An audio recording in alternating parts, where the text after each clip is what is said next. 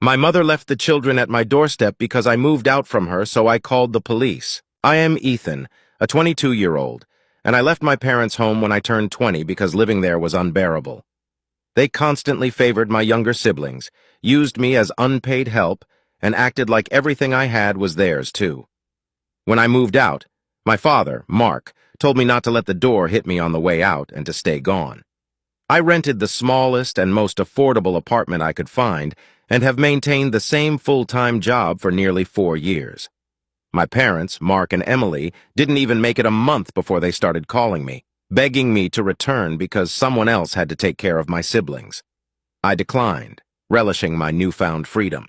My father eventually demanded that I move back and pay them rent, insisting that family should come before personal freedom. I retorted that my life mattered too, and for once I was living for myself. He responded with, "Let's see how long you last without us," and we didn't speak for months. I have no idea what he expected, but I managed just fine on my own.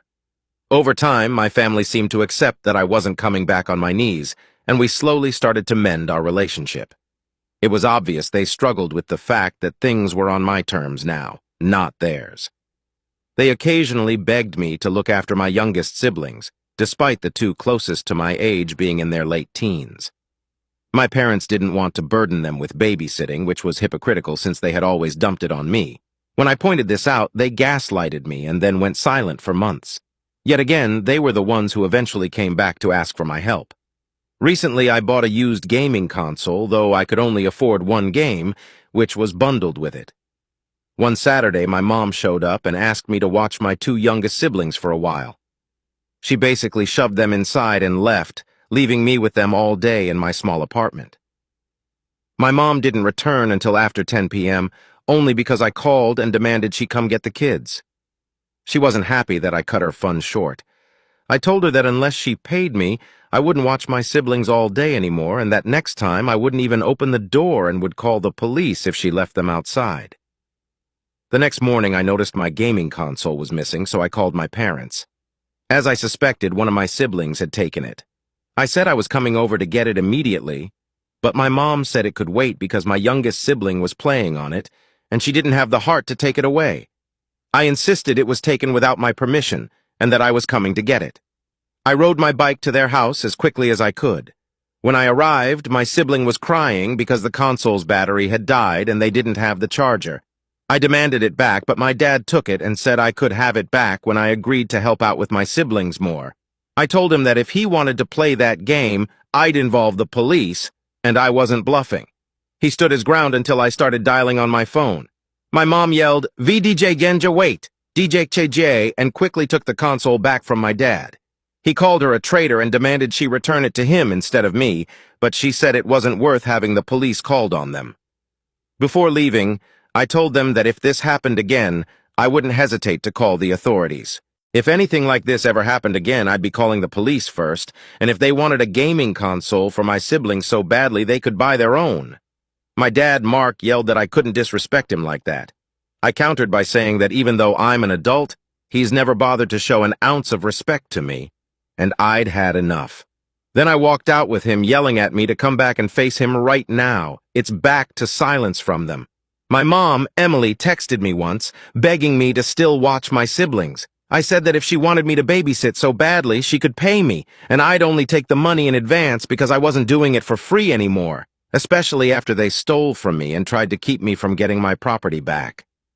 They don't own me. I'm an adult with my own place and my own life, and they can either get used to it or get lost. It's been over a week since that text conversation, and none of them have talked to me again, which is fine. They can deal with their own messes. Update. Wow, I can't believe I forgot about this account for nearly a year, but I was watching Reddit videos online and randomly saw my original post, and I realized I had totally forgotten to make an update. So I've come back to give one. There will be police involvement and some mild brawling towards the end. I don't know if that qualifies as a trigger warning, but I just figured I'd mention it. As some know, I previously posted about my parents refusing to give back my Nintendo Switch when one of my siblings stole it, and many commenters had a lot to say about the nonsense my parents were doing and suggested calling the police or CPS if my parents ever dumped my youngest siblings off at my door without asking again. Well, I waited and waited, but there was no contact between us for around 3 months since the last time my mom called, and I refused to watch my siblings without being paid. Then it finally happened. My parents called me out of the blue, wanting me to babysit, and they acted like the prior incident with the Switch never happened. I told them I was not going to babysit unless they paid me, and it had to be a day that I had off work. My schedule had also shifted, so I no longer had Saturdays off. I actually asked my boss for that, since Saturdays were the days they asked me to babysit the most. Plus, picking up an extra shift was better for me financially. My dad got furious as usual and said that I needed to man up and help out. So I pointed out that he needs to stop acting like he has control over me, and that technically, I'm manning up for myself and my own life, just like he always claimed he did at my age. Yet he always worked Saturdays and put a ton of his responsibilities on me, so he could forget about it as far as I was concerned. He started yelling violently into the phone, and my mom took it away from him. I said I could only babysit on Sundays because that's my only day off, and I would only do it if they paid me $40 and included prepackaged lunches, dinners, and snacks for my siblings. I wasn't going to waste my money providing food for them. That's not my job. And if they took anything from me, like when my Switch was stolen last time, I would get the police involved to get it back. I saved the receipt when I bought it and documented the serial numbers, so I'd have no problem proving to the police that it's mine. My mom's angry side kicked in, and she started swearing like a sailor who just broke a tooth at me. I let her have her rant while pretty much ignoring the phone until she realized I wasn't responding and started demanding I say something. So I said that she and my dad had my conditions Sundays only, $40, and prepackaged food, or they could forget about it. There was a moment of stunned silence on the other end of the line. There was silence on the line, and then my mom went off on me again, saying that my younger siblings, who are 13 and 16, had to step up to help because I wasn't around anymore and they needed a break. I laughed and said, "Oh, like how you guys gave me breaks. Like never." My mom tried to argue that it was different because I was the oldest child. I told her it wasn't different at all. They had parentified me, and I missed out on a lot of my childhood because of it. Now I'm living my own life without them, and it's hypocritical of them to act like I should step up again when I'm no longer living there. They have 2 teenagers in the house who can do everything I used to do. My mom shifted into victim mode, saying that my teenage siblings were rebelling and not listening to them. I told her that their problems weren't my problem. They needed to find alternative childcare because I was too busy living my life. My dad got back on the phone and started yelling at me some more. I just laughed at him and said he was just blowing hot air and wasn't really saying anything. My mom took the phone back and pleaded with me one more time. I reiterated, "Sundays only with prepackaged food and $50, and I wouldn't hesitate to call the police if any threats were made or any of my stuff got stolen." I heard my parents start loudly yelling back and forth at each other over what to do, so I said they could work it out and get back to me later. Then I hung up. It was back to radio silence for a while. Then one Saturday morning a few weeks later, I was getting ready for work when there was a sudden, loud, and fast knock at my door, the kind where you know they're doing it with both hands. My mom's done that for years as her knocking trademark to let me know she was there, and she knows I know the sound of it very well. The knocking was followed by what sounded like someone loudly running down the corridor. I listened through the door and could hear my 2 youngest siblings bickering with each other and tapping on the door themselves. My mother had just left them outside the door and ran. Because of all the warnings I got in my last post, I had a simple plan for this. I just opened my window, climbed out, and walked away. My apartment is at ground level, and I can climb out of the window easily by just pulling the screen out. I called one of my neighbors who lives a few doors down. She's a sweet old lady who likes kids, and I gave her the rundown. She's known about my situation with my narcissistic parents for a while now, and called the police for me to tell them that there were 2 kids left abandoned in the hall after their mother pounded on a door and took off. Suffice it to say, the police came and picked up my siblings. My parents called me later and were furious. I pretended to be clueless and asked what they were so mad about. My mom fully admitted that she left my two youngest siblings at my door for me to babysit and then ran. I asked if she just left them there without anyone answering the door, explaining that I was already out since I had to work on Saturdays. My mom got really quiet for a few seconds, then yelled, "How the hell was I supposed to know that?" I countered that this was all her fault, and that she literally abandoned her kids at my door in the hopes that maybe I was home on a day I'd already told her several times I worked. She was trying to force me to skip a shift by giving me no choice but to watch them. She started making excuses, but I told her what she did was inexcusable and immature. She ended up crying, and I just let that go on for a while before asking if she was done yet. She went back into angry mode and continued to yell. She yelled at me that the police were charging her with child abandonment. I said that wasn't really my fault, since she left the kids in the hall. Then I mentioned I would have called the police on her as well if I were home, and she refused to come back for the kids because I had told them before that I work Saturdays now, so I refused to be trapped into babysitting anymore. The rest of the call was more pointless bickering on her end and didn't really go anywhere. My mom somehow ended up getting off with just a slap on the wrist and a fine because she convinced the cops that she honestly thought I was home, or so my next sibling said when he texted me. I don't know how much the fine was, but the fact that she had to pay one should make her think twice about just leaving kids at my door and running off again. My dad wasn't charged because he was at work and claimed to be unaware of her intent to leave my siblings at my door. I was told he was actually pissed at my mom for doing that. The pot and kettle situation here had me laughing so hard, but I guess I have to give credit to my old man. He'd never done what my mom did. Either way, that left my mom with a police record. That's a first strike in the eyes of the law, I think. After that, things really boiled over on Thanksgiving. My parents invited me over, and I was fully expecting it to be some kind of trap, and it was. At dinner, my dad just sat at the table smoking a cigarette and acting like he was in charge. He had my mom sit me down and then say enough was enough, and he was ending this farce. He told me that I needed to move back home and pay rent to help with their mortgage and bills, as well as help parent my siblings because they don't have any time to themselves anymore, and the fine my mom had to pay hit their finances hard. I just said no, plain and simple, and I kept that up no matter how much he tried to order me. He ended up getting so angry that he actually attacked me, and he's not a small man. I thankfully am not either, as I've been hitting the gym for months and learned some amateur fighting. I had my steel-toed boots on as well, so I gave him a swift kick in the balls when he came at me, then punched him hard enough in the face that he was down on the floor in an instant. He landed with quite a thud, and even threw up because of the pain while clutching his groin. Then I told my parents that I had my phone recording in my pocket the whole time, and I could easily prove he attacked me first. My dad told me to get out of his house and never come back, and I obliged, but not before taking a turkey leg off the platter and riding home with it to eat. Since then, only my siblings have called or texted me.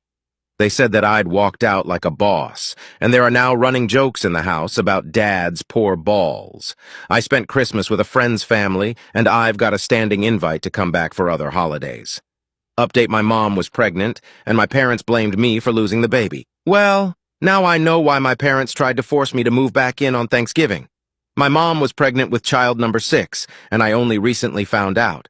To start things off, one of my siblings found my Reddit account not too long after my last post, and they showed it to our parents, who in turn showed up at my apartment screaming at me about how I had set them up to get my mom arrested and made the world think they were bad parents. Well, they are. I called them out while standing in my doorway about all the stuff they've done, right down to leaving my siblings at my door on a day they knew I worked. That's bad parenting any way you look at it. It didn't really matter that I set them up because I would have otherwise called the police on Mom anyway when she left the kids at my door, and in the end, it would have made no difference. My dad looked like he was ready to raise a fist to me, and I said that action alone proves me right that they are terrible parents. Then he stated that if he tried to hit me, it would turn out like last time, and I don't think his balls could take another hit from my boots. And yes, I was wearing them. Dad seemed to wince and clench his legs together at the thought of what I did to him last time, so he ended up leaving and dragging my mom out by the hand. He yelled back before leaving the hallway that he expected me to pay them back for the fine they had to pay for child abandonment, since it was all my fault. I told them to off and that I didn't owe them anything. They didn't say anything back. It was just recently that I got some very bad news. My mom had been about 7 months pregnant, and she lost the baby after a bad fall at home when she slipped on wet porch steps and landed face down in gravel. Honestly, I couldn't tell she'd been pregnant at all the time I saw her prior to that. She's a bit on the heavier side, and she has always been clumsy, but not fat just enough that you really couldn't tell if she was pregnant or not. It is sad, and this was her first miscarriage, so she really wanted someone to blame, and that someone had to be me in her eyes, because I destroyed the family by not helping and by costing them so much money. She and Dad showed up at my apartment again with her on crutches, just to say it was all my fault she lost the baby, because I refused to come home and help when they needed me. It turned into a pretty big argument where I called them out on how they were just looking for free childcare and looking to blame me for something that's not my fault. It's not my fault they got pregnant again when Mom was 45 years old, and it's not my fault it happened anyway. Blame it on the rotten old porch Dad was too cheap to ever fix or replace. Well, my father laid his hands on me again when I said that, and I got a sharp right hook from him. Then I ended up kicking his ass one more time. I've never really stopped working out at the gym, and I'm even stronger than I was when I took him down last Thanksgiving. He didn't stand a chance. I blanked out in a rage and ended up breaking his nose and knocking out both of his front teeth before my mom's screaming made me stop. The police were called, and I was put in cuffs while my father had to be taken to the hospital. Thankfully, the hallways in my apartment complex have CCTV, and I had my phone camera going behind me in my apartment as well, so I started recording when my parents knocked. The footage easily showed that my father attacked me first, and I defended myself. I'm essentially in the clear, as it was labeled self-defense, but now my parents are wanting to sue me for my dad's medical bills and the fine they had to previously pay. Dad can't go to work for some time due to the beating I gave him. He's in a neck brace with a broken nose, a black eye, 2 lost teeth, and who knows what else. His beard also had to be shaved off, which he's very unhappy about. He was already pretty much dead to me even before this, so I guess this makes him double dead to me. What little power he ever thought he had as my father is gone. I'm physically much stronger than him, and soon I'll be starting a new job that pays way better thanks to all my hard work these past few months. Maybe with a few years of saving, I'll get a much better place to live. My eldest sibling called me to say I was their hero for beating the crap out of Dad, and that they were planning on leaving just like I did when they turned 19. But it was my next sibling after them who found my Reddit posts after hearing about them on YouTube, and that led to my parents finding out because my mom overheard them talking about it and made them show my post to her. They said she was enraged and started breaking things. My siblings have apologized for letting Mom and Dad find out and said they would have never mentioned it if they'd known Mom was listening. Both have also said that they're happy there won't be another baby. They're already having to do a lot of the child care for my parents right now, and they hate it. They admitted to blaming me for leaving at first too, but they realize that when you become an adult, you deserve to take your own path. It's still up in the air whether or not my parents will actually try to sue me, but I think I can safely say that it'll be a loss for them if they do. One of my friend's uncles is a lawyer, and he said he'd represent me if my parents decided to sue. He also says they don't have much of a case since it was self-defense. To my parents, who will probably read this, I only have this to say: leave me the hell alone. You don't own me or my siblings, and when the time comes for them to be able to leave at 19, I'll help them get out of your house. You both have always been selfish narcissists. It's not my fault Mom lost the baby, and it's not my fault you had such a hard time without me in the house to be your free babysitter. Consider that broken nose and lost teeth a good reason to never touch me again. And don't forget that I have only told a fraction of the crap that went on in my life thanks to you two. If I wanted to, I could post story after story of the things that happened in my childhood, but that wouldn't bring me satisfaction.